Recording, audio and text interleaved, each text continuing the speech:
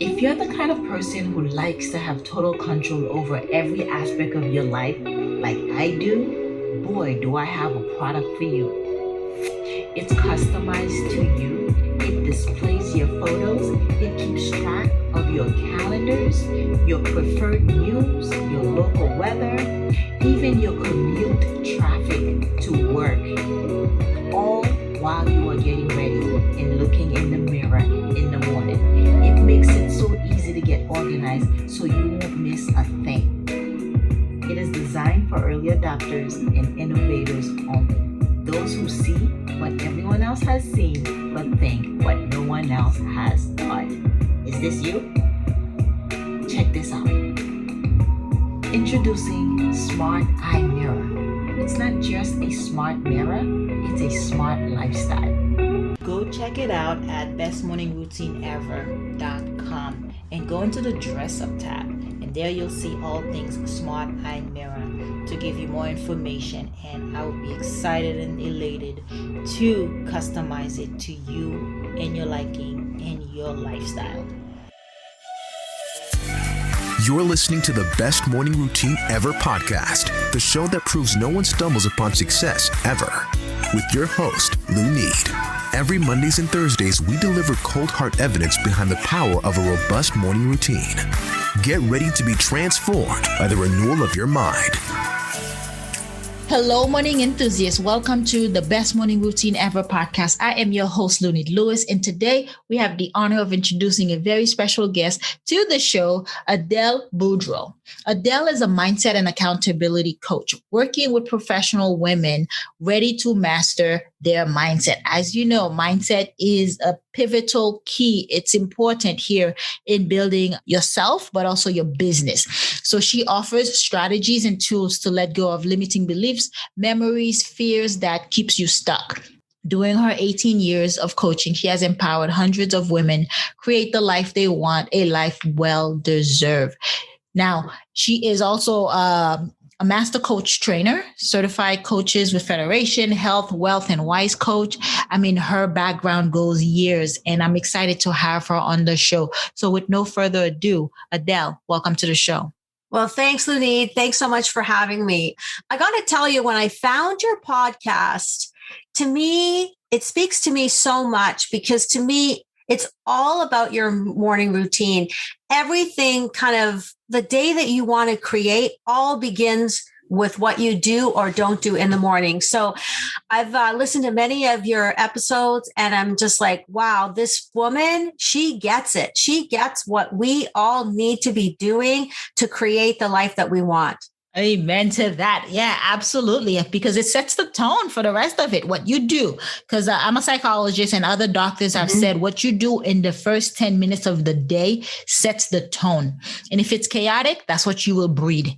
If it's focus and calmness, that's what you will be poised throughout the day and make better decisions. So it's not just about being physically healthy, but more so mental. It's how you show up mentally. That's what's important. Yeah. So we're getting started already, but I want to let my audience know, I want to please tell me a little bit about your background, your journey thus far. Well, you know, I took a bit of time recently. I mean, I think COVID for many of us, it gave us an opportunity to kind of take a step back and reevaluate, do some soul searching. And I always kind of wondered, why was I able to be fired in my mid-30s from a 15-year career, get recruited right away to a similar position. I was in upper management in retail. And within that second job, get fired again within a year. And how was I able to take all of that and, create? From there, I lost weight. I loved the program I did. So I ended up buying my first of 2 franchises, taking the second one, which happened to be in my hometown, from, sales of 120 grand to sales over 1 million in just over a couple of years. How was I able to take really a bucket of lemons and turn it into lemonade, where so many other people would have just kind of, after being fired twice, decided, okay, obviously I'm a quote unquote loser. Obviously I'm not hireable. How was I able to, know my worth, believe in myself, as a single woman at the time in my mid 30s with, a home and debt and a car and a mortgage payment, I was able to kind of turn that around. And I really 100% believe it's always been about my mindset. I've always believed that with the proper mindset, we really can be, do, or have anything we want in life.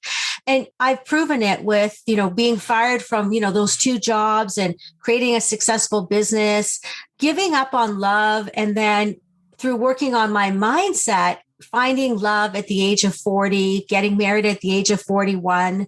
And since then, I've really been able to, take the mindset and the accountability components, which to me is what's made me successful in my life, and turn around and really do what I always love to do, which is to help others, especially women, believe in themselves, believe in their ability. And I 100% believe that with a proper mindset, we can do anything we want. We can be anything we want in life. It's crucial. Yeah, absolutely. And you've had quite a journey yourself, but the main thing I hear is being able to know, having the mindset to maneuver it effectively. Exactly. And, we all have limiting beliefs. We all have a backstory.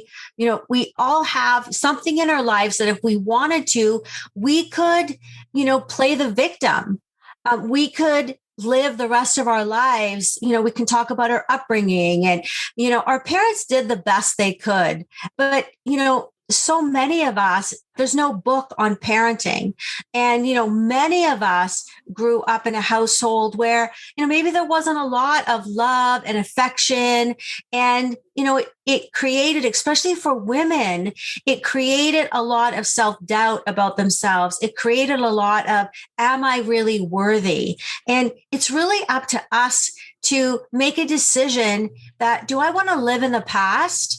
Do I want to let those limiting beliefs, that story, do I want it to define me? Or do I want to kind of break the chains and create the life that I know I deserve? And that's really where my true passion lies. Yeah. And we certainly have something in common. So let's talk about those automatic negative thoughts, I call them. Let's talk about these limiting beliefs. Where do they come from? How are they coming about? I know, please tell me. Well, the thing is, we all still have that caveman brain, all of us, and we all have anywhere from 12,000 to 60,000 thoughts every single day. And primarily those thoughts are repetitive from the day before. And of those thoughts, minimum of 80% of all those thoughts we have every day are negative. So often we can wake up and have the same negative thought that we had the day before. And you can look back and it's 20 years later and you're still waking up and you're still having those same negative thoughts. And, it's just part of how our brain works. Our brain is designed to survive. It's designed to protect us. It's designed to keep us from walking into the fear. And, the fear of the the caveman brain is, one of kind of protecting us from the saber-toothed tiger. And our brain doesn't know the difference. It doesn't realize there's no more physical threat, but we allow, those thoughts to almost, penetrate our being to make us feel like it's a physical threat. And it's okay to have those. To me, the biggest key is recognizing, I look at it this way, and this is what I say to my clients.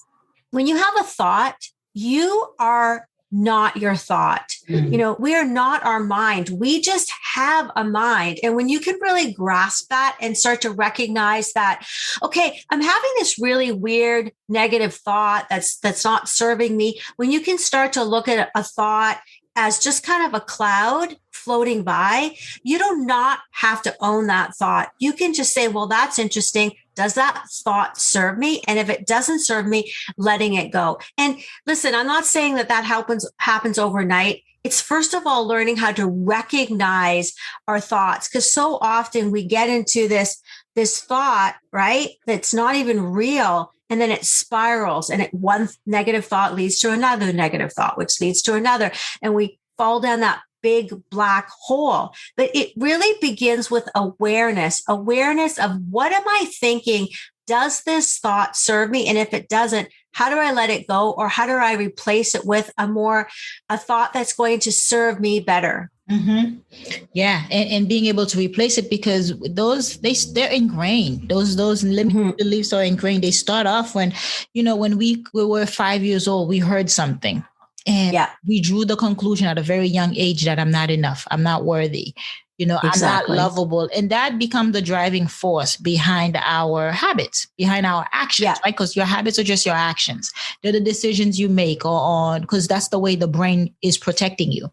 Exactly. And we don't know, a lot of us don't know that. I didn't know that for years. That's what the subconscious mind was driving me, because we reside there 95% of the time. Exactly. Of the day, right? So only 5%, that's very little. 5% where we are in the creative mind, when we are present, exactly, we are thinking. Exactly. So wasn't the big kind of epiphany and the breaking of like the chains of those limiting beliefs, didn't it all come when you finally recognize this is what this thought means, this is where it comes from? Because once you recognize where it comes from and why you think a certain way, that is the beginning of being able to learn to let it go. Right. You're absolutely right. Yeah. It's being to be that detective and going in and finding it. And what are some of the work that can be done to detect it? Yes. Working with you is a plus. Getting a coach to guide you through the process is recommended highly. For individuals who are listening right now, what are some things they can do today to start that process? Well, I think that so often we live in such a crazy, busy world. And you're right. The first 10 minutes are so important to the day. So I believe what the biggest impact that anybody can do to learn to listen to themselves, to learn to get quiet, is to meditate. To me, that was a game changer. And I talk to a lot of people about meditation, and there's so many ways you can meditate. There's apps, there's, follow along meditation. There's, breathing meditation. My favorite is I just have this air purifier beside my chair and I just kind of zone out to that sound. You've got to find what works for you. And I did meditation years ago and then gave it up because I couldn't quiet my mind. And when I started to recognize the importance of quieting your mind, you can't really hear yourself and hear your thoughts until you can quiet your mind. And to me, it's meditation. And, so many people say to me, but Adale, my mind keeps racing. But again, practice makes perfect. I mean, look at how long it might have taken us to learn to tie our shoe or ride a bike without training wheels. It takes time. It takes the commitment and the dedication. And I say to people, sit for 5 minutes, set your phone timer for 5 minutes and sit for 5 minutes every single day in silence. And when you start to think a thought, just bring it back to whatever, the breathing. For me, the air purifier that I'm listening to, maybe it's the clock on the wall or the ceiling fan or the air conditioner, or you're following an app. To me, meditation is a game changer. And with how crazy our lives are these days, I think every single one of us need to learn how to get quiet. That's important. It shows self-care because you're allocating the time for yourself. But I love that you said it's not to try to quiet your mind and your thoughts, but actually just bringing back your thoughts back to your breath, back to the present moment. That's how you increase it. That's how you get back in control and not running away from you, because you are not your thoughts. I read a great book called Untethered Soul. I think his name was Michael. And he talks about how we are not your thoughts. We are experiencing our thoughts. We're observing our thoughts. Yeah. Michael Singer. Yeah. Yes. That book is amazing. And it's the kind of book that I think that we could pick it up every single year, because as we develop ourselves, we'll take more from that book. I simply love that book. Untethered Soul. Every single person should be reading that book. Absolutely game changer. I agree 100%. So tell us a little bit about the work that you do with your clients. So I really like to work one-on-one, based on I'm 50, I'll be 57 next week, actually. So I love to work with women in their 40s and over who, have these, who are stuck. So they have so many parts of their lives going well. Maybe I'm thinking of a client right now. She's very successful in her business, but she has these limiting beliefs about her self-worth as a woman when it comes to relationships. So to me, coaching is very organic. You might have all these tools that you use, but you're going to, take out different tools for different people based on what they need. I really love to empower women to recognize their worth.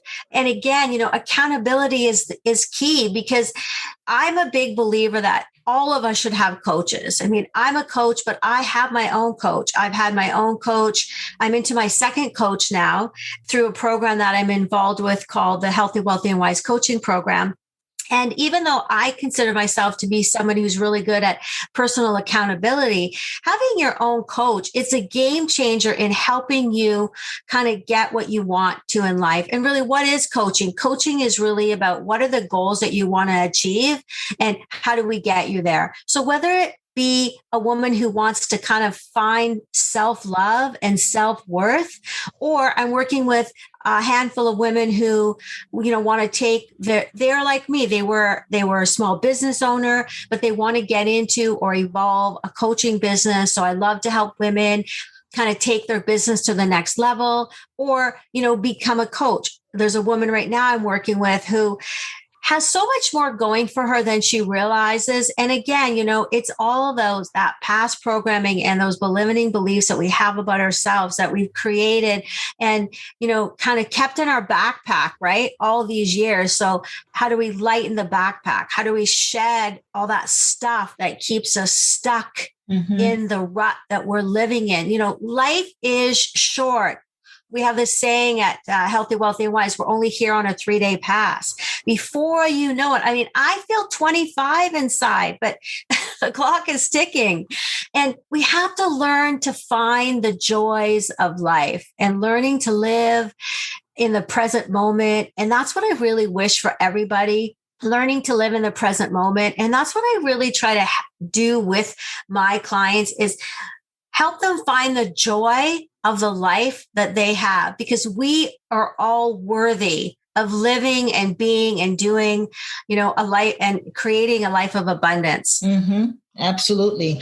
And I love that you incorporate the business growth in the mindset work that you do as well, because once we get rid of that gunk, it's a lot easier to build that business. It's a lot easier to find who we're serving and provide that value. Exactly. How do you help your client, someone who wants to become a coach, find clients and actually attract the right clients? Well, again, it comes down to niching because, so many people get into coaching, life coaching. It's such a broad subject. It's like I had a meeting with somebody yesterday. She wants to work with me for a year as kind of a personal coach. She's doing some certifications. I took my certification through a program called the Certified Coaches Federation. It's certified over, 14,000 people across primarily North America.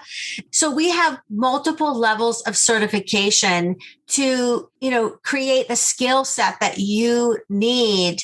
But then we also have a level in there where it helps you kind of niche down to figure out who you want to serve.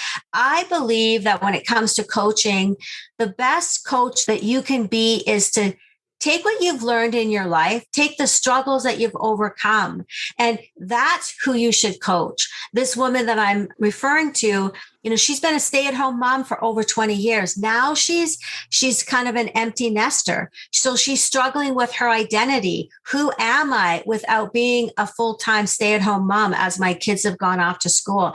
My husband has a successful business. What do I want for myself? Who am I? So kind of that's what we're working through first. And, I think a successful coach is somebody that's going to call you out on your crap. That's going to say, well, how's that serving you? And how do we get past that? And, give you tasks to step into the fear, because so often, we have this fear to do things and it's so unfounded and it's so the fear is more scary than actually doing what it is that you're afraid of. So, when it comes to the clients that I work with that want to have a coaching business, they usually join me under the Healthy, Wealthy, and Wise coaching program, because that's where we have all of the certifications that they can get through the Certified Coaches Federation. It's all the same company. And then I'm their coach, and I help them as they do their certifications kind of figure out who they want to serve. And we have to have a passion, right? Lunid, we need to have a passion. And it's about helping people find their passion in life as a coach, or even just a woman who, doesn't really know who she is and isn't living her true self. I mean, we have to learn to love who we are. None of us are perfect. I still, want to be more, do more, and have more. But to me, the key has always been believe in yourself, believe in your ability, believe in your worth. When you believe in your worth, you can achieve and do anything you want in life. I agree. That self-worth is key, but finding your purpose, because you have to find that self-worth. You have to know you're worthy, you're good enough to live into that purpose that you're created for. Yeah. And, we're all unique. We're all one of a kind. So the fact that we're born, that makes us unique. That is our worth right there. Now, what are we going to do with that? Who are we going to become with that? But it really is so key, self-worth, self-love. And it's sad that so many women, especially due to the past, have such a struggle to find that in themselves. And there's nothing more joyful in life than loving who you are, faults and all, because again, none of us we're human beings. We're all going to make mistakes. And, a big thing that I do with my clients is so many at my age group, we're raised with a fixed mindset mentality, succeed or fail, win or lose. And I was never raised at the table. And my parents said to me, well, what did you fail at today? Let's celebrate your failures. That's not the upbringing that many of us in my age group had. And I don't even know necessarily today if that's really what's happening at the table, because life is about learning and growing and making mistakes, and everything that we want to achieve is through the mistakes that we make. So we have to have a growth mindset. We have to embrace, it's okay to make mistakes. It's like making mistakes is how we succeed in life. I mean, I say to people all the time, you never fail if you keep trying. You fail when you stop trying. And the same thing goes with, making mistakes and, being kind of imperfectly perfect in a sense.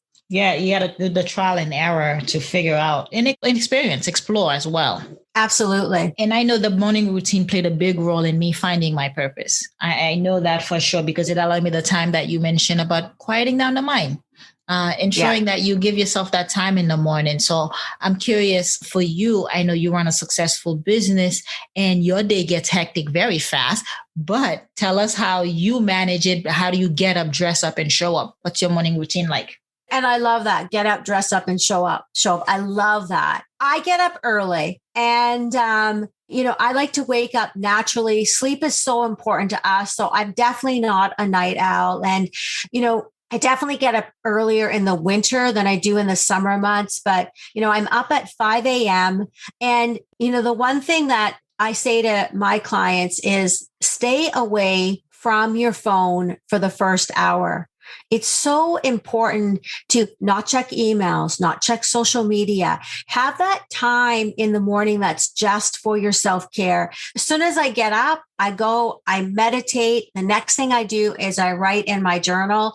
And I've started since the beginning of this year, simply writing the following statement in my journal. And that is, how do I want to feel today? And I just write a bunch of words on how I want to feel. Because again, we can tell our mind to feel whatever we want. We're in control of our mind, not the other way around. So I'm big on meditation.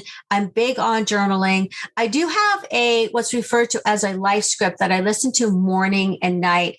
And it's really just a 15-minute that I've created for myself. I record it. I listen to it, with my phone, with some headphones, about the life that I'm living. So I plant in, your subconscious mind doesn't know what's real or imagined. So why not plant some seeds, some really amazing seeds? So my life script has evolved since I first, have been using it 5 years ago. And it's really just about I wanted to manifest a house in Costa Rica a few years ago. And that's a whole other story, but I put it in my life script. I visualized it. I talked about it, in my subconscious mind. And within the year, we had manifested this home in Costa Rica. And you can do that with anything. You can do that with weight loss or mindset. So I have found a script to be really key for me. So that's 15 minutes of my morning. Actually, I listen to that before I get out of bed. Then I do my meditation. Then I write in my journal. I'm lucky that, I can write, dictate my hours. I mean, for your listeners who are getting up and going to a job, I think it's just about taking 30 minutes for yourself. Stay off the phone, do a little meditation, write in your journal, get centered before you start your crazy day. I'm big like you on nutrition. I pretty much a plant-based diet. We are what we eat. Mm-hmm. That is such an important, and I do work out. I prefer to work out in the morning. I believe that to be healthy, you need to be healthy in mind, body, and spirit. And to me, that is taking care of your body, a nutrition standpoint, moving your body, and then from a spiritual standpoint, from your meditation and learning to kind of get quiet. So depending on how much time a person has, I would just say we can all carve out 30 minutes in the morning, even if we have to get up 30 minutes earlier, to have our own quiet time and create a routine that works for each individual. But creating a self-care routine is so important. I think that's key. If you look at all the, top successful people in any, whether it be in business or in Oprah Winfrey, like everybody and anybody has a morning routine that helps set them up for a day of success. I agree. Yeah, everyone follows that routine because they know if they don't do it, everything falls apart throughout the day. Absolutely. I found for me, if I don't skip my meditation now, but there was a time when I was in the beginning of meditating that I would skip it. Oh, I do it for 3 or 4 days, then I don't do it for 3 or 4 days. But it was amazing as I started to recognize what not quieting my mind, how it was just didn't help my life. I wasn't able. To me, meditation and learning to quiet your mind helps you deal with the challenges that come your way. We all have challenges. Nobody has a picture perfect life. There's always obstacles. But I always ask myself, what's the lesson? What am I to learn from this challenge that's come my way? Because we're all here to learn something. We're all here to grow. But to me, it all starts with learning to quiet your mind in this crazy, busy rat race that we're all living in. And, finding the time for yourself. And I think the same thing is true at the end of the day, finding that wind down time, not kind of going from social media or TV right to bed, finding a little bit of downtime. I'm a big lover of nature. I think nature, you can meditate in nature, getting out, getting some fresh air, especially with yourself, if you're able to. We all need that alone time, and where we can really learn to just kind of become who, we're meant to be. I think that's why we're all here, to become who we're meant to be, to give back in whatever way it shows up in our lives based on what we have to offer. Yeah, absolutely. You said it so eloquently. It's well put. I really glad you put it, you simplify it. The way you did, because it's right. It's true. So tell us, Adale, how can we connect with you? How can we find out more about what you do? You can go to my website, AdaleBoudreauCoaching.com. And I have a lead magnet. You can sign up, give me your email address, and you will get a cool PDF on, you'll be able to figure out, do I have a growth mindset or do I have a fixed mindset? Because until I did the work, I thought I had a growth mindset in every area of my life. But when I started to ask these questions, I was like, wow, oh, this is why I'm always struggling in this area, because I have a fixed mindset. I'm not allowed to make a mistake. I'm not allowed to learn and grow. And that's what my mind had been saying to me because of some stuff from the past with my upbringing. And when I figured out how to have a growth mindset in every area of my life, it was a game changer.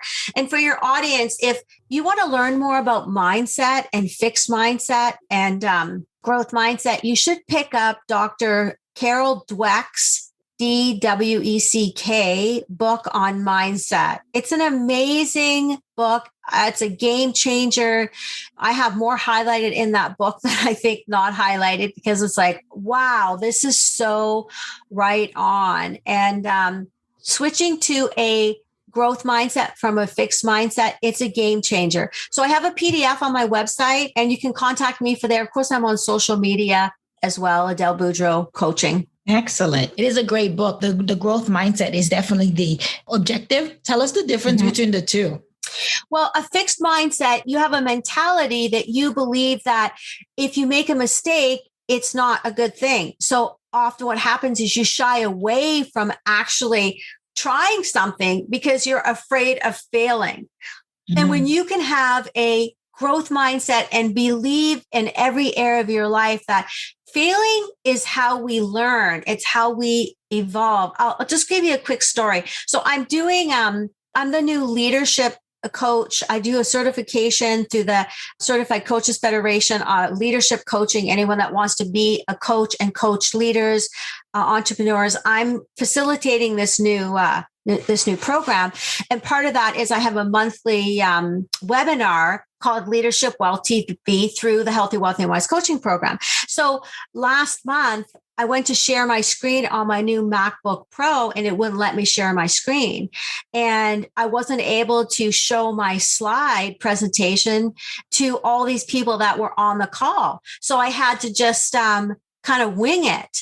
And the old me fixed mindset, I would have freaked out. I would have been hyperventilating. I would have been, oh my God, oh my God. And with a growth mindset, I really just laughed it off. It's like, oh, well, and wasn't I talking about growth mindset and fixed mindset on that episode? So it was perfect. It's having a growth mindset is recognizing that I need to learn and grow, and I need to push myself past my fear barriers and try something. And if I fail, it's not fear or fail. I mean, it's not a bad word. It's how we become, and we learn more from failing. But I was raised in a military household where, failing was really not an option. It was frowned upon. So that's really the big difference, is recognizing that having a growth mindset is how we evolve, and to embrace your failures. And it's not a bad thing. It's a good thing. It's how we become. It's how we learn. It's how we make a change. It's like, okay, well, that didn't work. What am I going to try now? You look at all the successful inventors, Thomas Edison, the Wright brothers, you know how many times they failed? If they didn't have a growth mindset and just kept going back to the drawing board and keep trying, none of these inventions would have ever happened. We have to be willing to just keep trying and keep growing and keep learning, and not think that it's a bad thing to make a mistake. It's how we become, and it's how we evolve as people. Mm-hmm. Yeah, absolutely. That is well put. Thank you so much for sharing today. I really appreciate your time. My pleasure. This is a passion of mine. We are here for such a short time. I mean, every decade goes by faster than the one before. So we all have to learn to love ourselves, to accept ourselves, and to not stay stuck in the status quo, learn how to push past our fear, because everything we want in our lives, it's on the other side of fear. And the only thing stopping you is really the fear of fear itself.